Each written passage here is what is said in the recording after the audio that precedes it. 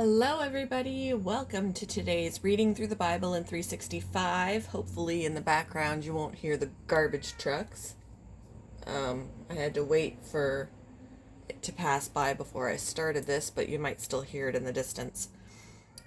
Today, we are starting with Psalm chapter. We're starting in Psalms. We finished Job, so we're going to be doing Psalm chapter 1, 2, and 3.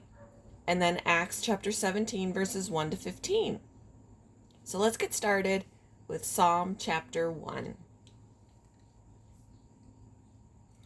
Oh, the joys of those who do not follow the advice of the wicked, or stand around with sinners, or join in with mockers. But they delight in the law of the Lord, meditating on it day and night. They are like trees planted along the riverbank, bearing fruit each season. Their leaves never wither, and they prosper in all they do. But not the wicked. They are like worthless chaff scattered by the wind. They will be condemned at the time of judgment. Sinners will have no place among the godly. For the Lord watches over the path of the godly, but the path of the wicked leads to destruction. Chapter 2.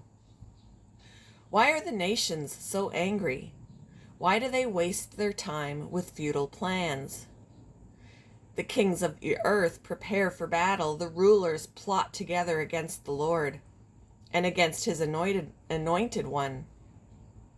Let us break their chains, they cry, and free ourselves from slavery to God. But the one who rules in heaven laughs. The Lord scoffs at them. Then in anger he rebukes them, terrifying them with his fierce fury. For the Lord declares, I have placed my chosen king on the throne in Jerusalem, on my holy mountain. The king proclaims the Lord's decree. The Lord said to me, You are my son. Today I have become your father. Only ask, and I will give you the nations as your inheritance, the whole earth as your possession.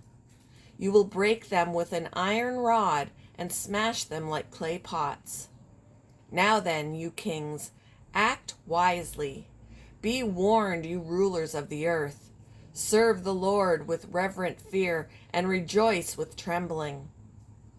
Submit to God's royal Son, or he will become angry, and you will be destroyed in the midst of all your activities. For his anger flares up in an instant, but what joy for all who take refuge in him. Chapter 3. A Psalm of David regarding the time David fled from his son Absalom. O Lord, I have so many enemies. So many are against me. So many are saying, God will never rescue him. But you, O Lord, are a shield around me.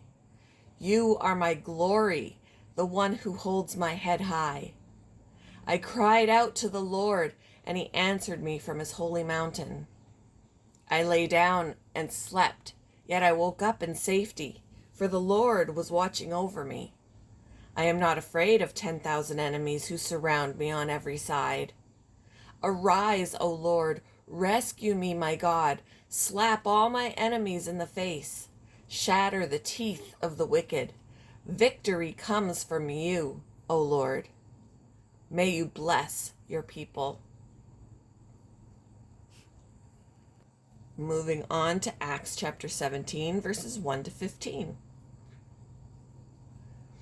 Paul and Silas then traveled through the towns of Amphipolis,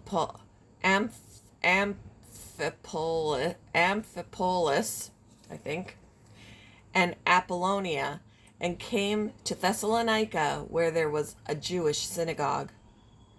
As was Paul's custom, he went to the synagogue service, and for 3 Sabbaths in a row, he used the scriptures to reason with the people.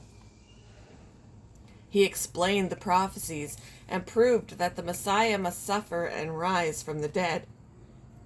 He said, This Jesus I'm telling you about is the Messiah. Some of the Jews, oh, there's a siren. Some of the Jews who listened were persuaded and joined Paul and Silas, along with many God-fearing Greek men and quite a few prominent women. But some of the Jews were jealous, so they gathered some troublemakers from the marketplace to form a mob and start a riot. They attacked the home of Jason, searching for Paul and Silas so they could drag them out to the crowd. Not finding them there, they dragged out Jason and some of the other believers instead and took them before the city council. Paul and Silas have caused trouble all over the world, they shouted, and now they are here disturbing our city too. And Jason has welcomed them into his home.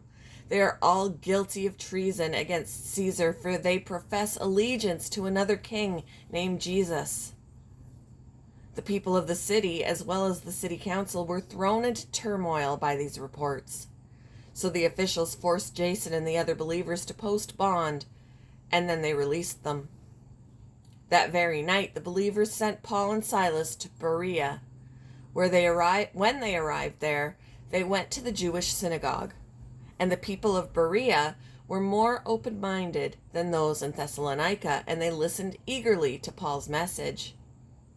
They searched the scriptures day after day to see if Paul and Silas were teaching the truth.